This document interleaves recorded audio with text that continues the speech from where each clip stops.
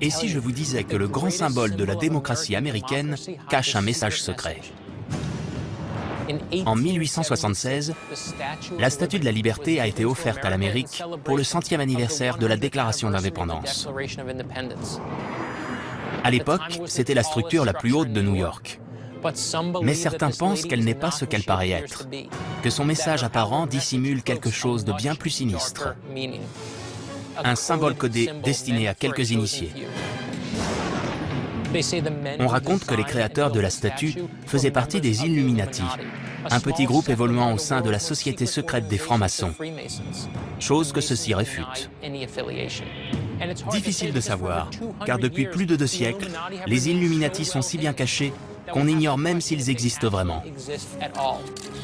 Quoi qu'il en soit, il est temps de découvrir si ce monument emblématique de l'Amérique renferme vraiment un message secret. Je m'appelle Brad Meltzer et j'ai toujours adoré les histoires. En particulier celles qui parlent de signes, de symboles, de codes et de messages secrets. Certaines sont au cœur de mes romans, mais elles ne révèlent que la partie émergée de l'iceberg. Aujourd'hui, avec mon équipe, nous allons enquêter plus en profondeur.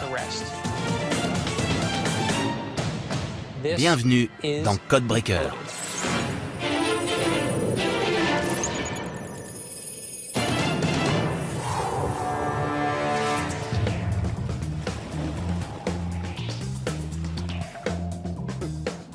Pourquoi faire ça avec la Statue de la Liberté?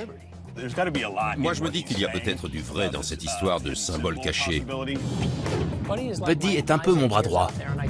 C'est un homme de confiance. C'est la première chose qu'on voit en arrivant dans ce pays et que nos ancêtres ont vu dans un passé pas si lointain. Le symbole de l'espoir. Christine est ingénieure en mécanique. Les chiffres sont son domaine. Elle va donc pouvoir décrypter l'aspect technique de la statue. Mais pourquoi cacher un message au lieu de l'exprimer ouvertement? Scott est un ex-procureur qui ne croit que ce qui est prouvé. Et c'est parfait quand on étudie les Illuminati. Je n'ai pas envie que ça soit vrai. Ça me perturbe. Depuis que je suis enfant, on m'a toujours dit que la statue représentait la liberté et la démocratie. Ça paraît fou de penser qu'il y a peut-être autre chose. D'un autre côté, Colomb n'a pas réellement découvert l'Amérique, donc qui sait?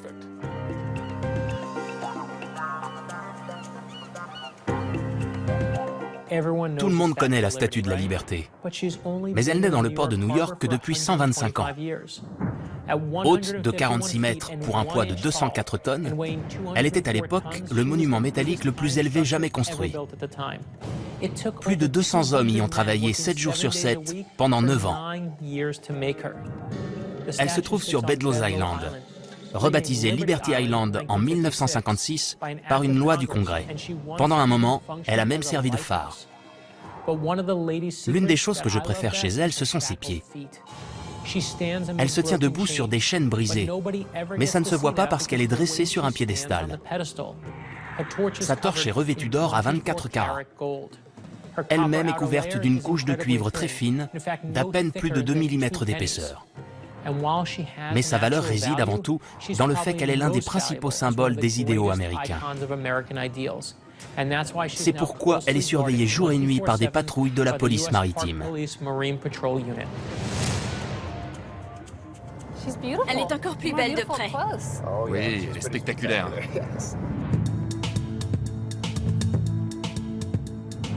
Pourquoi est-elle sur cette île et pas à Manhattan?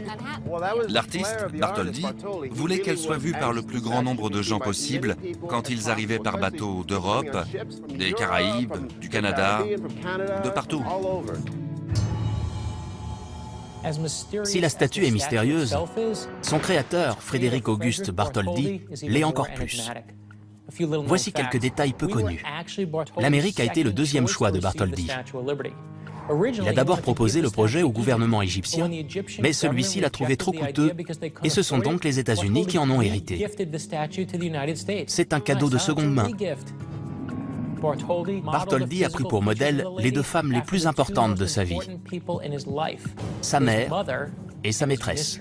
Selon certains historiens, le visage serait celui de sa mère et le corps celui de sa maîtresse. Un sacré complexe d'Oedipe. Elle a suscité des critiques? À Londres, le Times et d'autres journaux se sont étonnés de voir la France, qui avait si peu de liberté, donner une statue de la liberté à l'Amérique, qui, elle, en avait trop. Et puis, beaucoup de New-Yorkais l'ont trouvée laide. Elle leur a paru grossière à cause de sa robe épaisse, qui lui donne l'air empâté. Il critiquait son tour de taille. N'oublions pas que c'était le plus grand monument de New York à l'époque. Il n'y avait pas de gratte-ciel plus haut qu'elle. Elle attirait vraiment l'attention.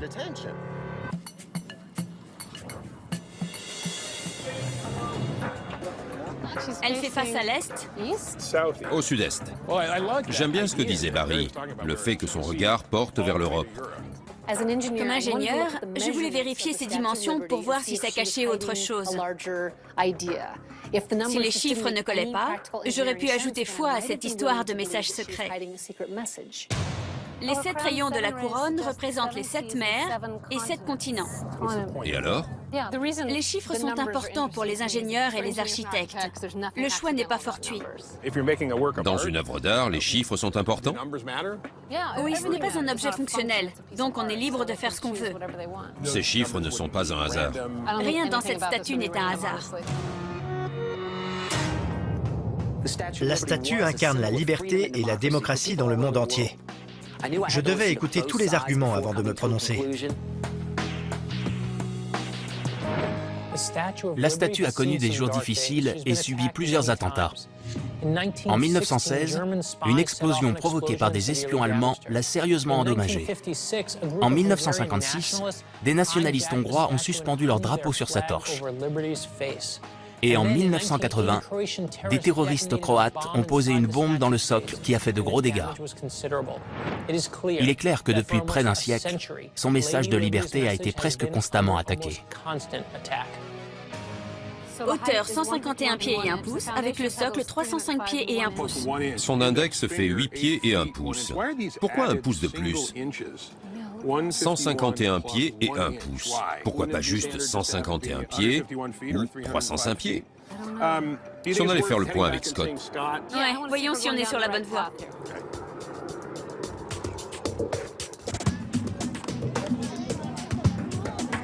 Le voilà. Tu as trouvé quoi sur les attentats? Des trucs assez intéressants. Mais l'essentiel, c'est que ces attentats étaient motivés par le fait qu'elle est le symbole de l'Amérique. La tribune idéale pour attirer l'attention et se faire de la publicité.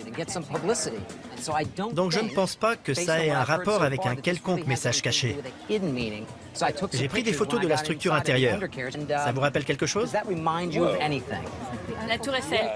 Absolument.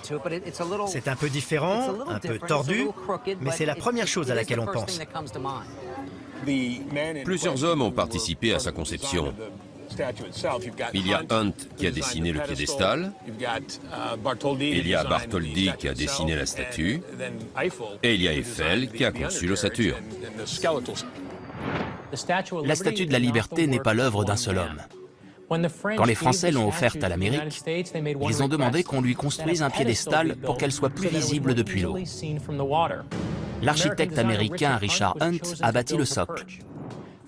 Bartholdi a dessiné la statue, mais c'est Gustave Eiffel qui a réalisé la structure intérieure. Il a utilisé pour cela un squelette métallique qui n'avait pas de fonction esthétique. L'intérieur de la statue n'était pas censé être vu par le public. Manifestement, Eiffel a été content de son idée, car il l'a reprise pour la tour Eiffel, qui est devenue la construction la plus haute du monde, en détrônant le Washington Monument. Ces 3 hommes ont des points communs? Je vais vérifier. Voici Bartholdi. Regardez sa pose, on dirait Napoléon. La main cachée qui façonna l'histoire. La main cachée. Napoléon est souvent dépeint avec la main dans son gilet. Certains disent qu'il avait un ulcère. Non, continue. Ou une maladie de peau. Continue. Oh, attendez un peu. Geste d'une grande importance dans les rites maçonniques. Les personnes qui utilisent ce signe sont des francs-maçons. Toujours les francs-maçons. Ce serait intéressant de voir si ces 3 hommes étaient francs-maçons. La vache. Bartholdi était franc-maçon. Et Hunt? Regardez ça. Oui, absolument. Très bien. Voyons Eiffel. Gustave Eiffel. Franc-maçon, lui aussi. Tous les trois. Ça ne veut pas forcément dire quoi que ce soit. Les francs-maçons forment l'une des plus grandes et plus anciennes confréries au monde, pétries de rituels et de symbolisme. Certains disent qu'ils ont construit le temple de Salomon. On ne peut pas le prouver.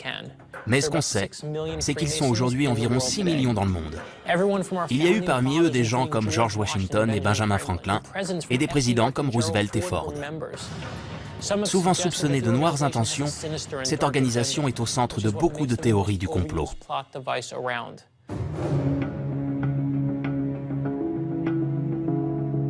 Nous faisons des recherches sur la Statue de la Liberté et nous avons découvert que Bartholdi, Hunt et Eiffel étaient francs-maçons. C'est important? Oui, c'est lourd de sens. Les francs-maçons sont l'une des clés pour comprendre ce que représente la Statue de la Liberté.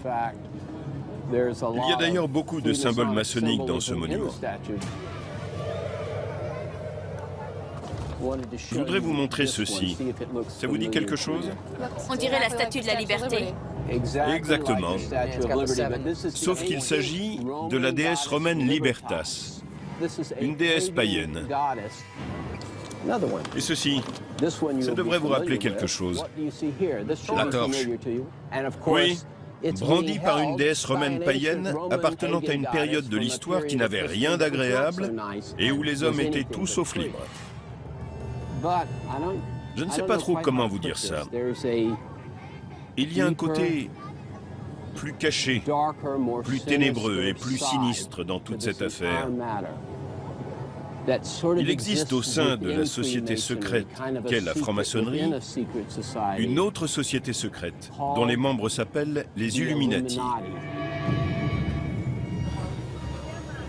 Qui étaient les Illuminati? Il faudrait plutôt dire qui sont les Illuminati. Ils existent toujours. Les Illuminati ont fondé leur mouvement en Bavière en 1776.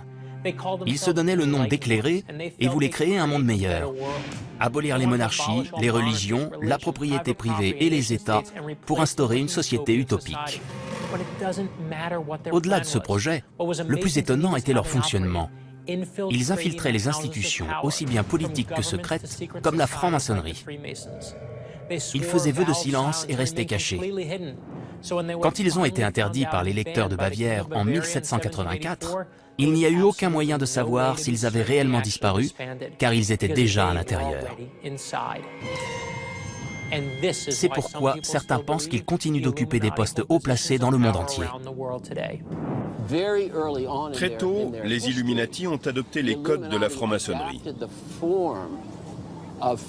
Ils ont ensuite décidé d'infiltrer les loges maçonniques et ont donné de celles-ci une mauvaise image en exerçant une influence sur elles, même s'ils agissaient de manière occulte. Autrement dit, les francs-maçons ne sont pas tous des Illuminati. Très vite, ceux-ci se sont tournés vers des projets bien plus sinistres, visant à abolir les États du monde entier pour les faire fusionner en une sorte de communauté planétaire. C'est tout simplement terrifiant.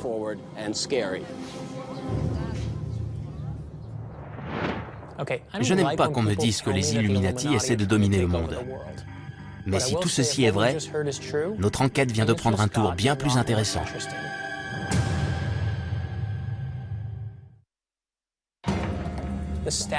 La Statue de la Liberté se dresse à 151 pieds et 1 pouce au-dessus du port de New York. 1 pouce, ça veut forcément dire quelque chose, mais quoi? Christine et Buddy ont noté des bizarreries dans les dimensions de la statue. Pour les francs-maçons et les Illuminati, cela n'a rien d'anodin. Christine et Buddy vont donc rencontrer un numérologue, car pour savoir s'il y a des codes cachés dans les mesures, il faut décortiquer les chiffres.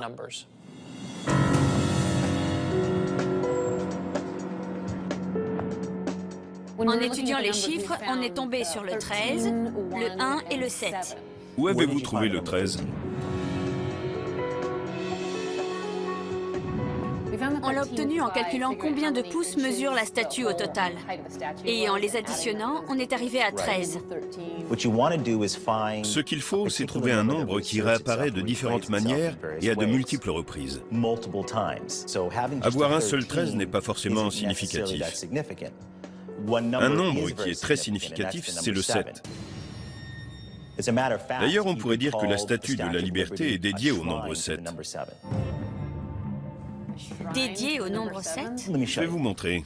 La première chose qu'on voit dans la couronne, c'est une présentation très manifeste du nombre 7, avec ses 7 pointes ou 7 rayons. D'accord.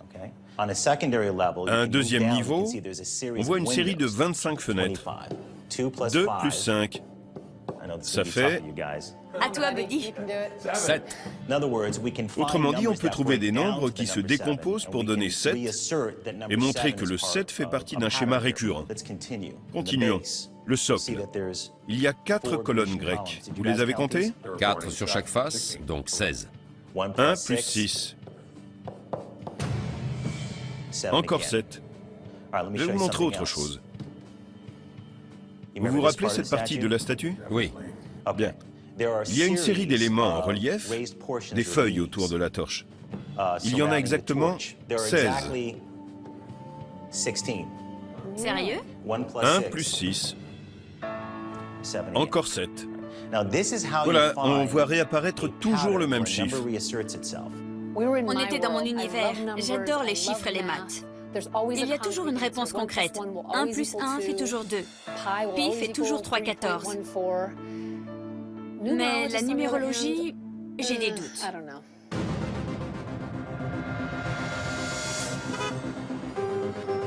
Brad, ici Scott. Salut Scott. Voici où on en est. On sait que les 3 hommes qui ont construit la statue étaient des francs-maçons. Donc il est clair que la statue possède un sens symbolique. Il faut interroger d'autres personnes.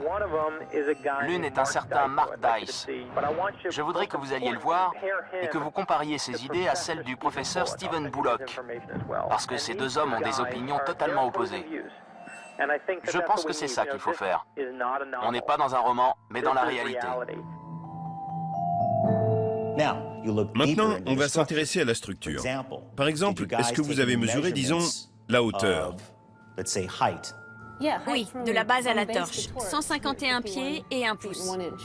C'est ça, 151 pieds et 1 pouce. Quand on a un nombre comme ça, 1 pouce de plus, c'est clairement un indice. Pourquoi est-il là? 151 pieds égale 1812 pouces. Avec le pouce supplémentaire, ça fait au total 1813 pouces. Tous les nombres ne sont pas divisibles par 7, et on sait que le 7 est important. 1813 est divisible par 7. Ça fait 259. 2 plus 5 plus 9 égale 16. 1 plus 6 égale 7.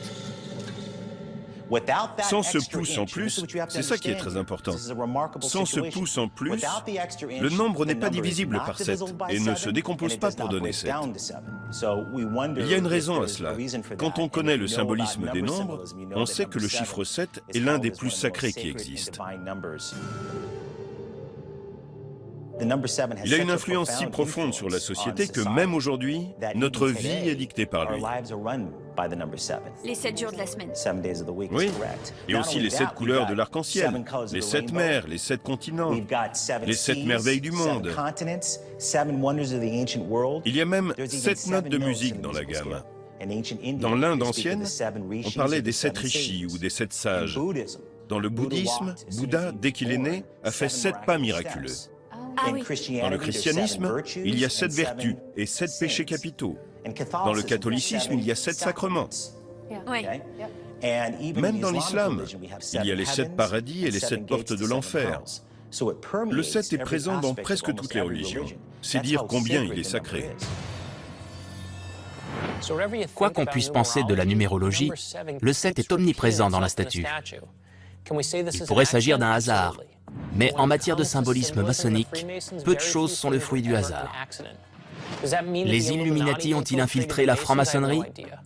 Je l'ignore, mais avec ce pouce supplémentaire qui apparaît dans toutes les mesures, il faut se poser la question. L'équipe va voir un homme qui impute aux Illuminati tout ce qui va mal dans le monde. Cet homme milite contre les Illuminati. Il est convaincu qu'ils existent.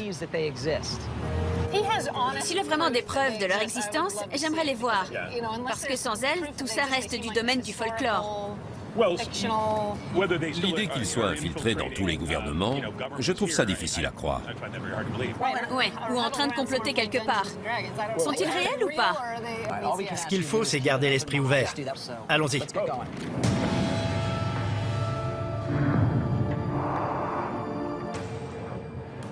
La Statue de la Liberté est un symbole Illuminati.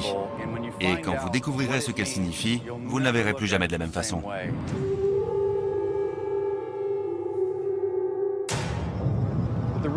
Je voulais vous retrouver ici, aux Nations Unies, parce que c'est David Rockefeller qui a fait don du terrain pour construire ce bâtiment.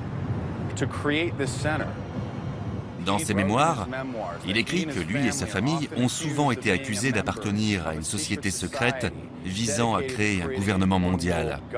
Et il ajoute « Je suis coupable et fier de l'être ».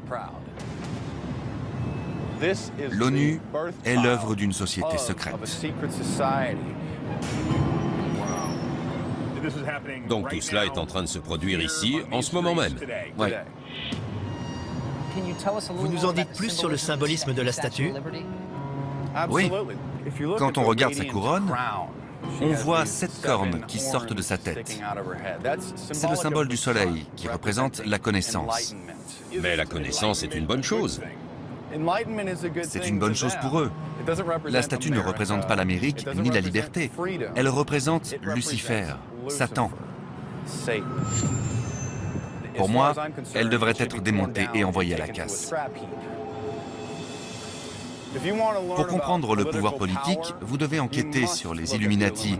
Et là, vous vous rendez compte que la Statue de la Liberté est la partie émergée de l'iceberg. Les Illuminati s'identifient à Lucifer, et elle, c'est leur idole. Elle voue ce pays à Satan et montre que ce sont eux qui nous gouvernent. Et tout ça est caché dans la statue. Lucifer signifie littéralement « porteur de lumière ». La statue tient une torche qui représente la lumière et la connaissance. Mais tout le monde la voit comme un symbole de paix et de liberté. Je sais que c'est difficile à avaler. C'est sûr. Les Illuminati ne sont pas seulement une société religieuse secrète. Des hommes très puissants sont membres de cette organisation et tirent les ficelles dans les coulisses.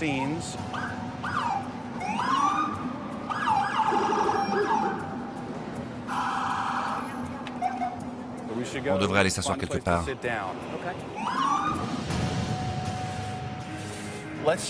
Voyons ce que d'autres gens en pensent, de grands personnages historiques.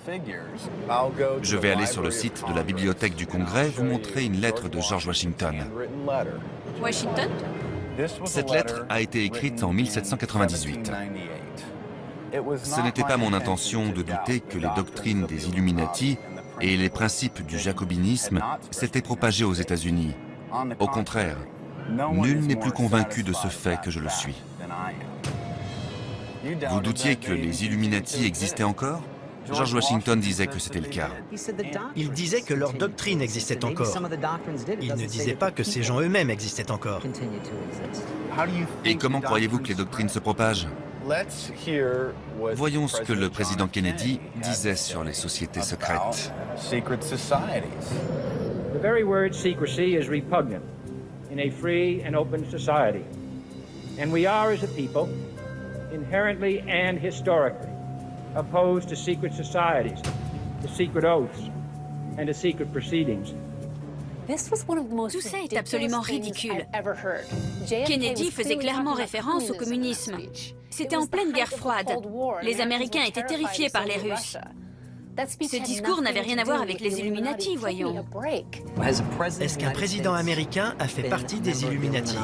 George W. Bush en est un, son père aussi, et son grand-père en était un, comme tous les membres de Skull and Bones, la branche américaine des Illuminati. Skull and Bones est une société secrète fondée en 1832 à l'université de Yale. Elle rassemble l'élite politique comme les Bush et le sénateur John Kerry, et ses membres s'attirent toutes les foudres. On leur attribue aussi bien l'invention de la bombe atomique que l'assassinat de Kennedy. On est censé vous croire sur parole. Promenez-vous dans New York, examinez les bâtiments les plus importants et vous trouverez des symboles Illuminati. Le soleil levant, une pyramide avec un œil, une pyramide éclairée par derrière. Des banques, des entreprises et des médias de premier plan utilisent de tels symboles dans leur logo. Ils se servent de leur réseau privé, leur petit club fermé, pour bâtir les sociétés les plus puissantes du monde. Les Illuminati ont érigé beaucoup de grands monuments. Le Rockefeller Center, la cathédrale Saint-Jean-le-Divin. À Central Park, il y a un obélisque géant, un symbole Illuminati et luciférien financé par le deuxième homme le plus riche du monde, William Vanderbilt. William Vanderbilt était un Illuminati. Oui. Une fois le nouvel ordre mondial instauré et le gouvernement unique et ses infrastructures mises en place, un dictateur planétaire pourra prendre le pouvoir. Et il n'y aura aucun moyen de l'arrêter.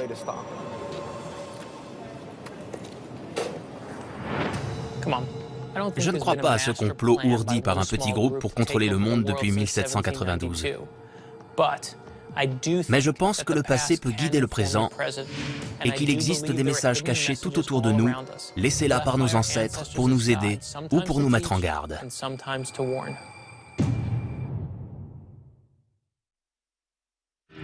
Examinons les faits. Il est indéniable que des francs-maçons ont construit la Statue de la Liberté et que le chiffre 7 revient un peu partout. Reste à savoir si ces hommes faisaient aussi partie des Illuminati, une secte occulte aux intentions malveillantes.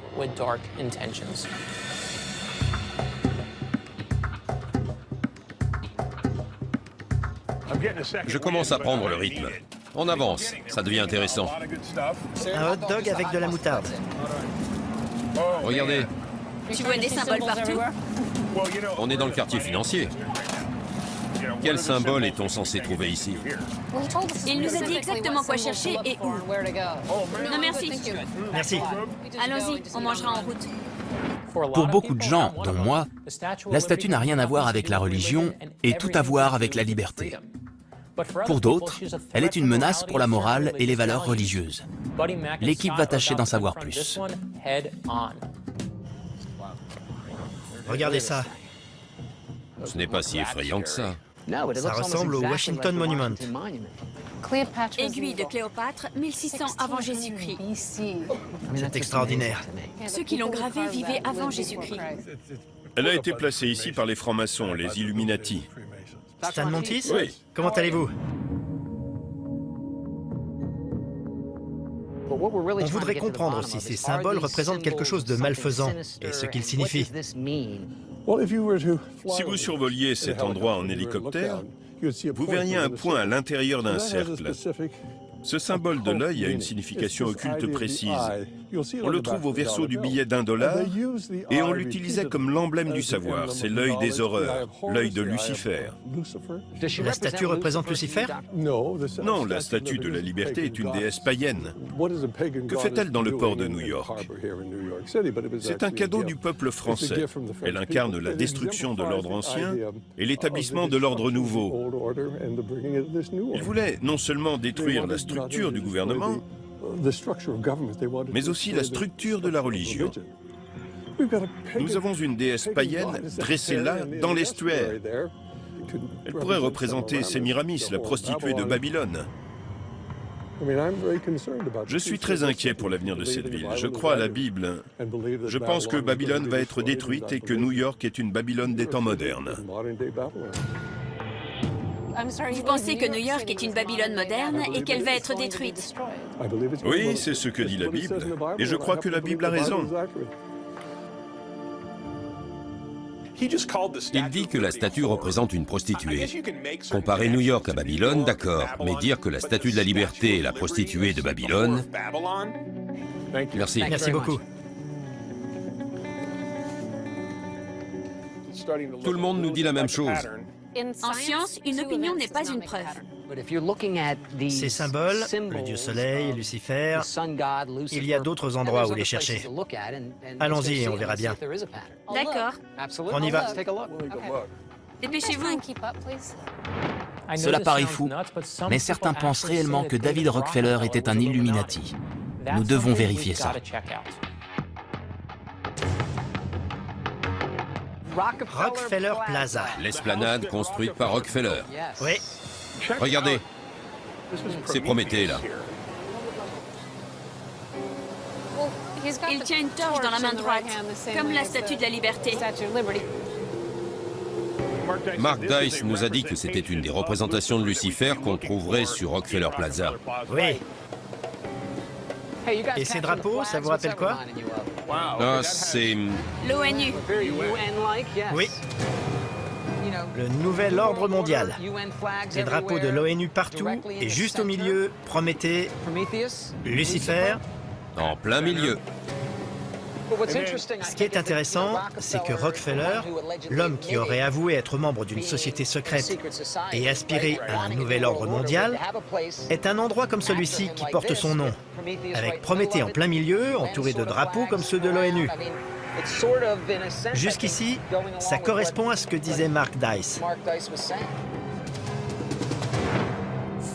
Le feu est un symbole Illuminati, mais à force de chercher, on finit par le voir partout, de la Statue de la Liberté à la statue de Prométhée.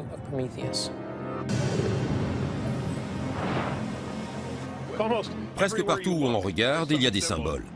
Là, c'est Atlas, le titan de la mythologie portant le monde. C'est curieux comme endroit. Juste en face d'une cathédrale, il y a Atlas. Portant le monde. Un monde unique. Le paganisme et le christianisme. C'est comme un affront à l'église. Et selon Mark Dice, c'est intentionnel. Si je n'avais pas remarqué ces symboles avant, c'est qu'ils n'étaient pas si puissants que ça. D'un autre côté, ils ne m'étaient peut-être pas destinés à moi, mais aux membres de ce petit groupe. Ça m'a fait froid dans le dos. Si vous pensez que Prométhée tenant une flamme est un symbole Illuminati, qu'Atlas portant le monde représente un ordre mondial unique et qu'on l'a placé exprès en face d'une église catholique, si vous pensez enfin que la Statue de la Liberté est un emblème Illuminati, alors oui, vous pouvez dire qu'il existe un réseau de symboles à travers Manhattan qui montre qu'une société secrète est à l'œuvre.